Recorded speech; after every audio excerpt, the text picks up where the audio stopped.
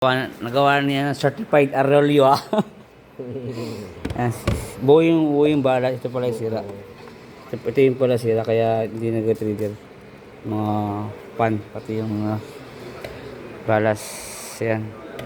Sira naman ito yung ano, dislocate. Pag nilocate mo, ay nasa wrong position siya, ay nang sira niya. Pero sabi ng ibang lahi, sabi niya lost home. Ayun ang kanilang ano, ayun ang kanyang finding, lost home. Kaya tinitignan pa kung baka may sira mechanical. Medyo hard daw yung ano niya, medyo hard yung pag-ikot niya. Medyo mabigat yan. Yung isa kanina, walang ilaw, sira balas.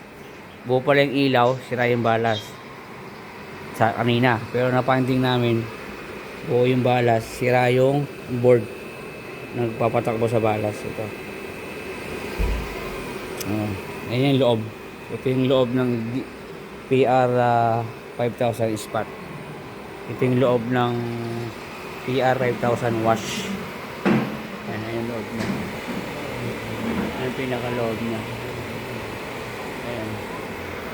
So ano, itong P5 na ito kapag may power, bumubukas mga after a few minutes, nag-shutdown siya. Kaya try na yung magpalit ng ano ng power, ay ng PCB board. Palit kami mamaya-maya. Yan lang sa ngayon yung aming ginagawa.